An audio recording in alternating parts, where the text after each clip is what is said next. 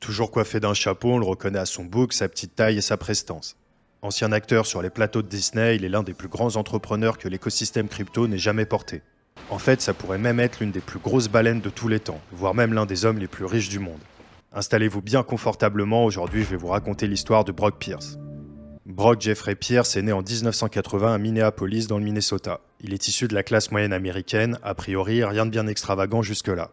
À part peut-être une chose, ce mec est un enfant acteur. Dès l'âge de 3 ans, il apparaît dans des spots publicitaires. C'est la volonté de sa mère qui veut faire de son fils une star. Dès l'âge de 12 ans, il sera remarqué et retenu pour jouer un rôle dans un film produit par un petit studio que vous connaissez peut-être.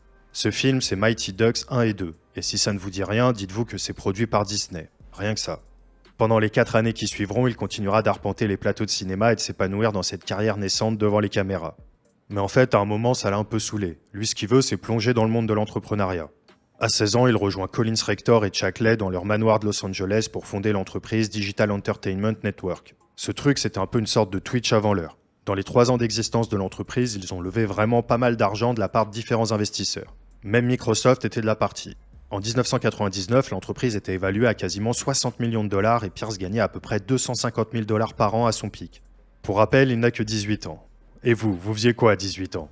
En tout cas, moi, perso, j'étais vraiment très loin de ces chiffres. Mais bon, vous devez sentir la douille arriver. Aujourd'hui, on retient de Digital Entertainment Network qu'une seule chose. C'est un exemple parfait de l'absurdité des excès de l'ère des dot-com.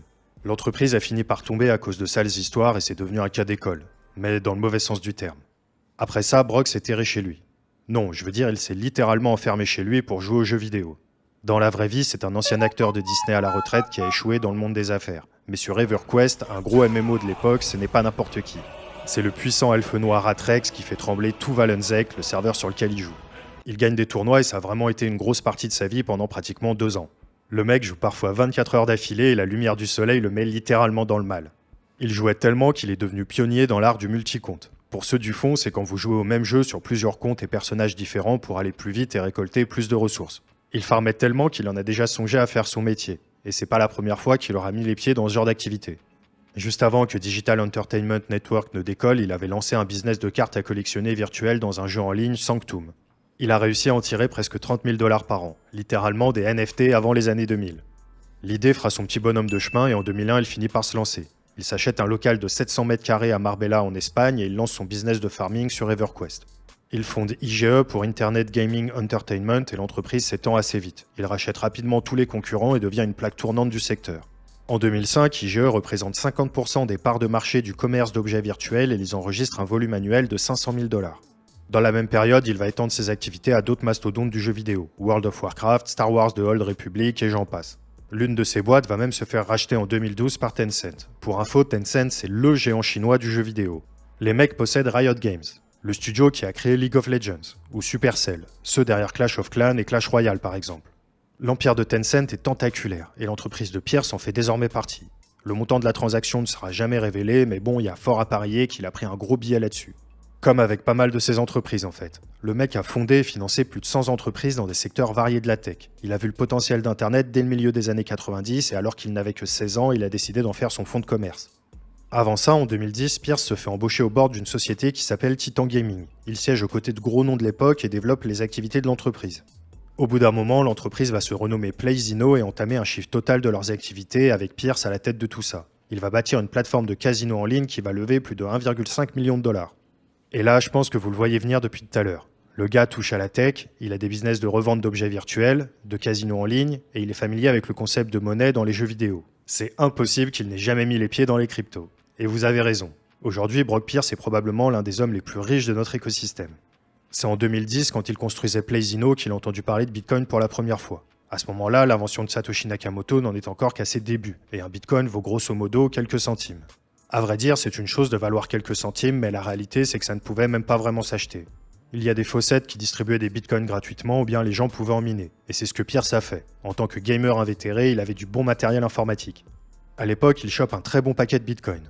Pour lui, la monnaie électronique est vouée à de grandes choses. Malheureusement, il perdra l'accès à une bonne partie de tout ce petit pactole et il lui faudra encore quelques années avant de revenir vers l'écosystème. Pour lui, il voit ça comme une formation, une leçon de vie. Il aurait dû faire plus attention. Mais bon, en 2010, personne ne savait où irait Bitcoin et comprendre le fonctionnement et les implications de l'invention de Satoshi relevait déjà du miracle. 2 ans passent et Bitcoin finit par l'envoûter totalement. Il le mine, il l'étudie de long en large et petit à petit il déserte les conférences du monde du jeu vidéo. Il se fait très discret dans les premiers temps. En fait, il a peur des répercussions réglementaires. À l'époque, Bitcoin n'est connu du grand public que pour son rapport avec Silk Road et il craint que s'intéresser publiquement à cette innovation ne le mette dans le collimateur des autorités. Puis petit à petit, il finit par prendre ses aises. Et c'est peu dire. En 2013, il bosse sur la première ICO de toute l'histoire des cryptos. Là, je ne vous parle pas d'Ethereum, mais plutôt de Mastercoin. L'idée du projet est venue à l'été 2013 et le créateur avait évidemment besoin de financement. Pierce a rejoint les rangs de Mastercoin et a apporté son expertise, son réseau et sa visibilité. Tout ça a grandement contribué à la légitimité du projet. Cette première ICO de l'histoire a été un franc succès. Ils ont levé plus de 5000 bitcoins auprès de différents investisseurs, soit à peu près l'équivalent de 500 000 $ à l'époque. Faut se remettre un peu dans le contexte. Là, on est en 2013. On n'est vraiment pas sur les mêmes ordres de grandeur qu'aujourd'hui. À l'époque, c'est énorme. En parallèle, il participe à la création de Blockchain Capital. Ce nom vous dit sans doute quelque chose, non? C'est ni plus ni moins que l'un des plus gros fonds d'investissement de notre écosystème. Ce mastodonte a plus d'une centaine d'investissements à son actif dans différents projets crypto avec un retour sur investissement dépassant les 2000%, rien que ça. Pour l'anecdote, c'est le premier fonds à émettre des actions sur la blockchain. En 2017, il lance le BCAP token et lève plus de 10 millions de dollars en quelques heures. Le mec ne s'arrête évidemment pas là. Avoir participé à la création d'un des plus gros fonds d'investissement du secteur des cryptos?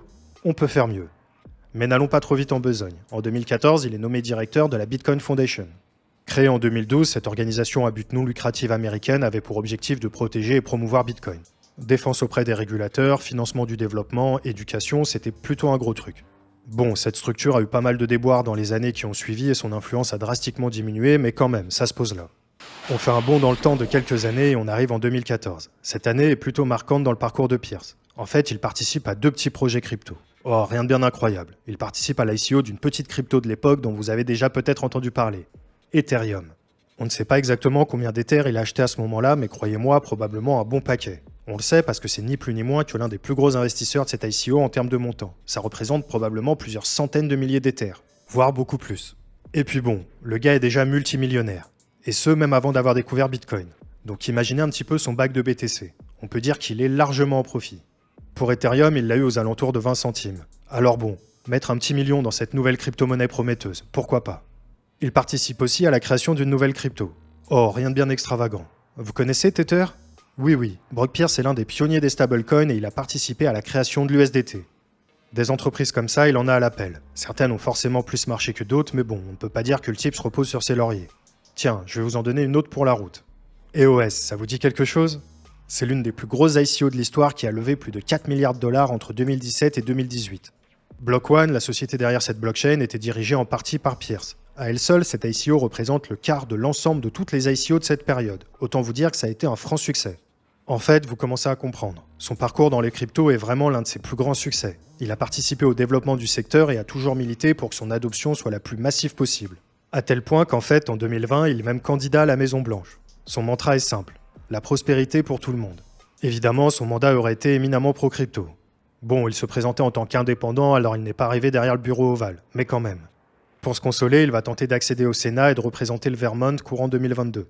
Malheureusement pour lui, ça n'aboutira pas non plus. Peut-être qu'au final, il est juste pas fait pour la politique.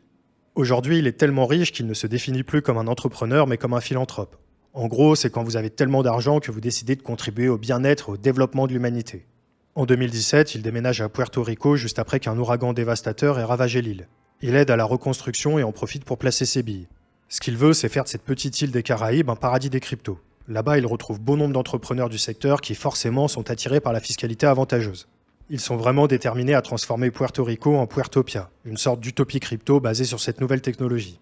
Très riche, il profite du passage récent de l'ouragan et du prix de l'immobilier déjà très bas pour acquérir des ports, des musées ou encore des aéroports. Pierce, lui, rachète un monastère et en fait son quartier général. Faut pas trop faire attention, c'est sûrement un truc de philanthrope. En tout cas, Brock Pierce est bel et bien une figure centrale de l'écosystème crypto. Il a fondé et investi dans de nombreuses entreprises innovantes et lucratives qui sont pour certaines encore debout aujourd'hui. Enfant star devenu serial entrepreneur, il a levé des milliards de dollars et monté des projets majeurs de l'écosystème. Son nom persiste encore aujourd'hui et sa carrière est clairement marquée par des succès notables et une vision avant-gardiste de la technologie et de la finance. On ne sait pas vraiment à combien s'élève sa fortune. D'après Forbes, il serait 9e dans le classement des personnalités crypto les plus riches. Ils estiment sa fortune à environ 1 milliard de dollars. La vérité, c'est que la plupart de ses fonds sont sur la blockchain et qu'il n'a jamais souhaité en parler publiquement. Il est donc très probable qu'il soit infiniment plus riche. Pour lui, un milliardaire, c'est quelqu'un qui a un impact positif sur la vie d'1 milliard de personnes. Qu'importe l'argent au fond. Ce qu'il veut, c'est avoir un impact positif sur la vie des gens et changer les règles. Il dit qu'il ne veut pas accumuler de l'argent pour son profit personnel, mais plutôt pour les bénéfices de l'humanité. Quand les gars de chez Forbes sont allés le voir en lui disant qu'ils allaient l'ajouter sur la liste des entrepreneurs les plus riches dans la crypto, il a répondu qu'il pouvait le faire, mais qu'il comptait donner son premier milliard. Bon, tout ça c'est du blabla de milliardaire, faut pas trop se leurrer non plus, et c'est vrai que personnellement j'ai tendance à me méfier de ce genre de discours, encore plus depuis SBF et l'affaire FTX. Par contre, ce qui est sûr, c'est que le type a un des parcours les plus impressionnants de l'écosystème. Il a également quelques casseroles aux fesses, mais j'ai décidé de me concentrer sur le positif. Encore aujourd'hui, ça reste probablement l'une des plus grosses baleines crypto, voire l'un des hommes les plus riches au monde, et on n'a sûrement pas fini d'entendre parler de lui. J'aime bien de temps en temps faire des vidéos sur des personnalités de la crypto, je trouve leur parcours super inspirant et ça me motive à me surpasser dans mes business. Si vous avez des noms en tête, partagez-les moi en commentaire pour des prochains épisodes. Si la vidéo vous a plu, n'hésitez pas à la liker et à laisser un commentaire. Avant de nous quitter, n'oubliez pas de rejoindre notre canal Telegram d'Actu Crypto en direct. C'est 100% gratuit et c'est un game changer pour les passionnés de crypto comme moi. Vous serez notifié de toutes les actus importantes presque en temps réel. Je vous laisse suivre le lien qui se trouve en description. Encore merci à Thomas qui m'a aidé dans la réalisation de cette vidéo. C'était Romain du Journal du Coin. On se retrouve très vite pour une prochaine vidéo. Bye.